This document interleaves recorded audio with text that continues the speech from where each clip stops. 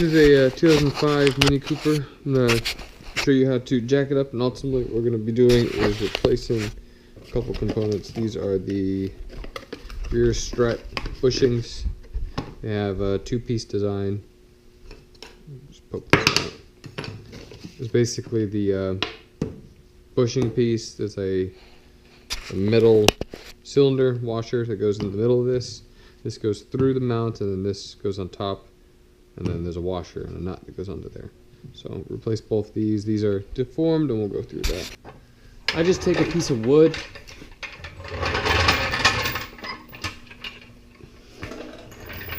You're gonna lift from basically slightly behind the point on the rear, so you can put a jack set underneath.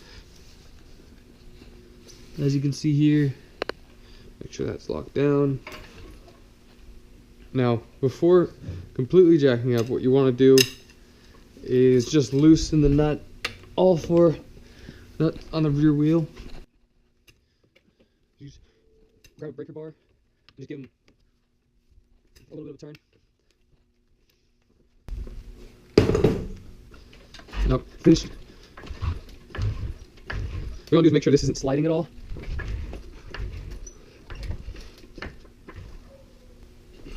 Looks pretty good.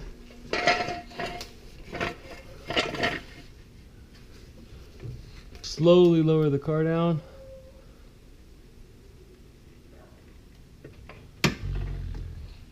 And then slowly release off.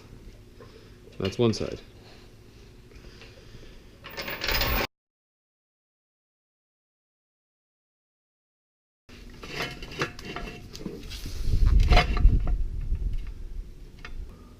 What I do once it's down, I just leave the jack in place. So I just kind of keep it there just in case.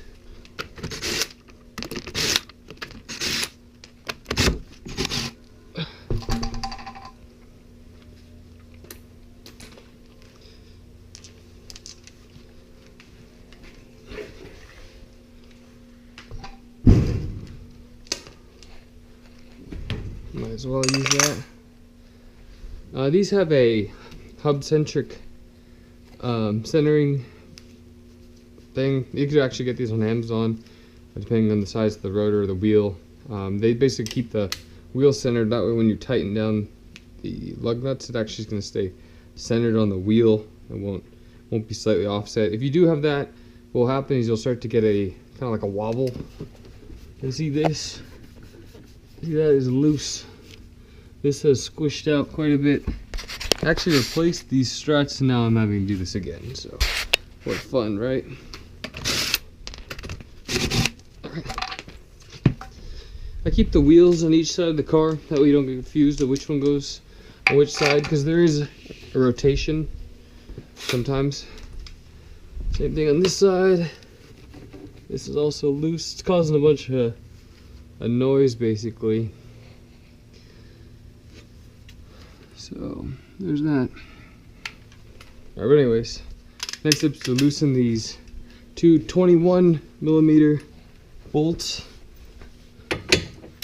It takes quite a bit of torque.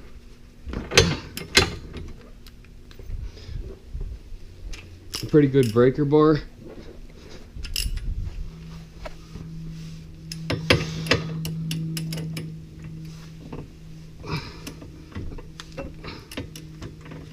I think they go, I'll put the torque spec when we retighten, but I believe they go to like 105 foot-pounds or something. Maybe 120, something like that. Make sure to remove these lines as well, the brake line, as well as the sensor. These can be kind of hard to get out. Just be careful when you're removing those. Same thing on this side. Remove the brake line cable, pops out toward you, the other one pops up.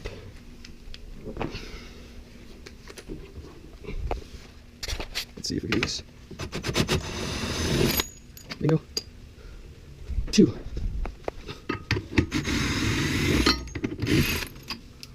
Alright, so the bolts are now loose.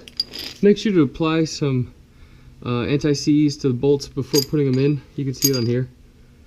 but you'll want to do that way you don't have any problems getting them in or out the next time. You might have some issues getting those bolts out the first time, and then take that back. 13.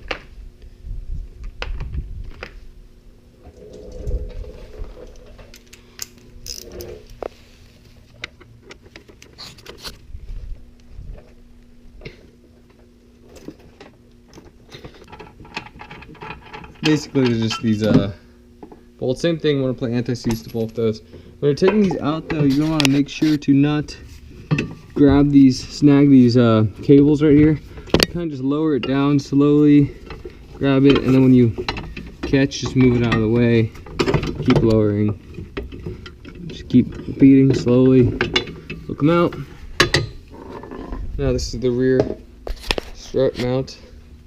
As you can see, look at all that play. It's basically push that bushing all the way down, and I have all this play in it, and that's what's causing a lot of the noise that I'm hearing. I've tried to tighten these, but doesn't seem like it wants to tighten. So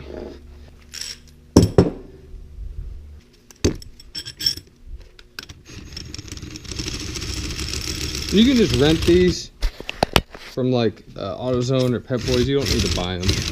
You just go in there and tell them you want to rent the spring compressor tool.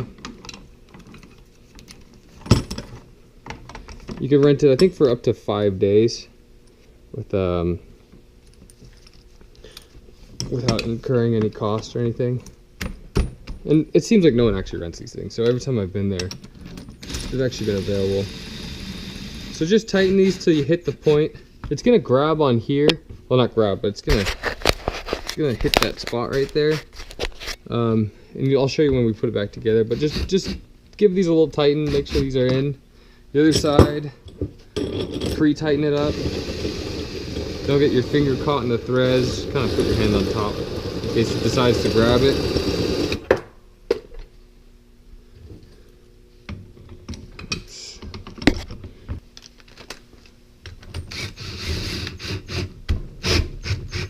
Set it to low torque, or high torque.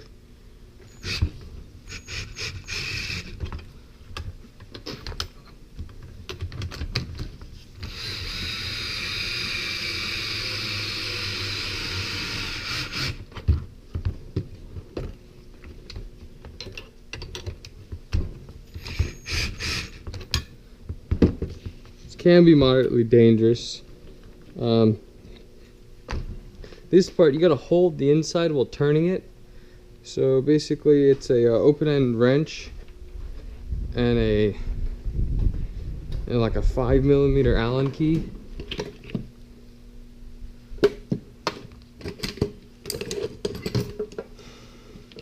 Somewhere in here.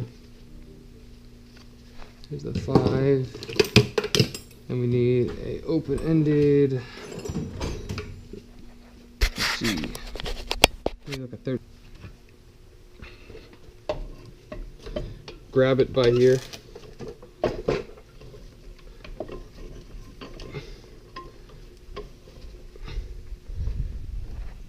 Give it a good tighten.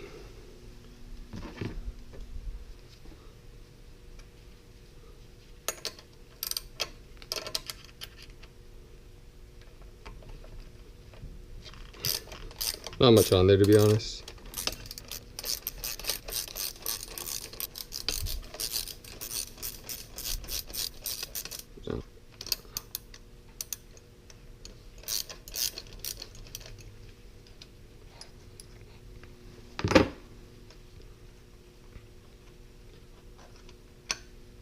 So what happened to this thing? Just pull it apart. Well, it really squished out. So that's sticking up quite a bit. Now let's compare this to the new one for size comparison. I don't know if I maybe over tightened it or what the heck happened, but this should not happen. It like ballooned out.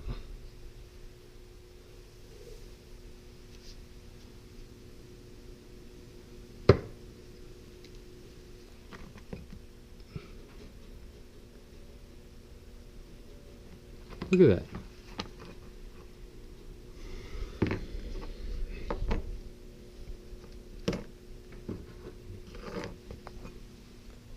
So, I mean, this is pretty easy. You just put this in the middle, put this through here, and then this goes on top, and the washer goes on top of there. Like so. Well, not there. So this goes on top of this. Then you put the mounting plate, like so. Put this on top of that, and then put your washer, and then the nut goes on top of that. It's fairly straightforward.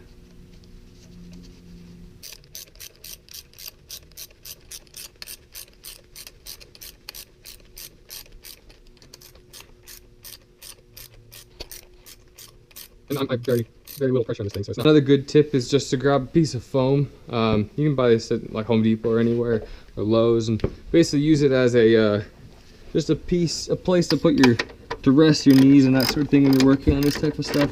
Otherwise, it gets super uncomfortable. A lot of mechanics use just go buy foam. You don't have to buy you don't have to buy a mat on Amazon or anything. The yoga mats are generally too thin, so don't cut one of those up. Your wife might not be too happy with you. Okay, next step, reinstallation. So it's all back together, both sides.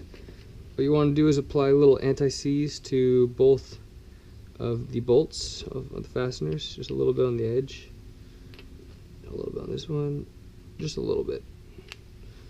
That should be good. It'll spiral down the thread as you put it in.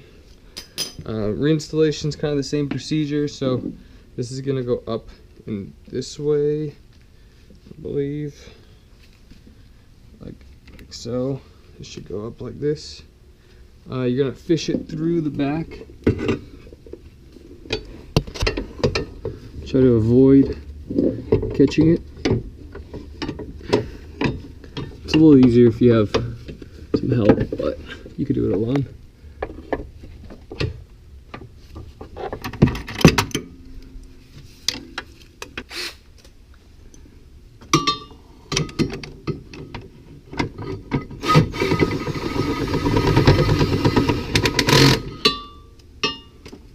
And for this one,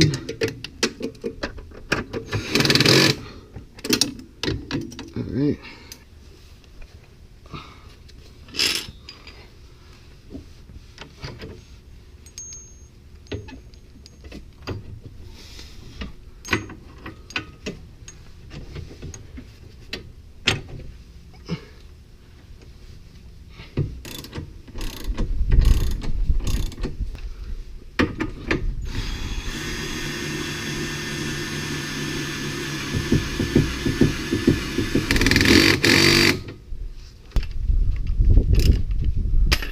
Put these back in before I forget,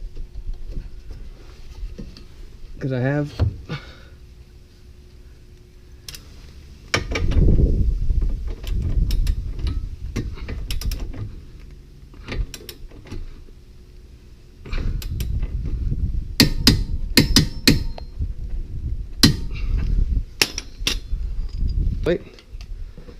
Torque to the settings displayed on the screen for these top two fasteners. It'll be displayed at the bottom of the screen right here somewhere.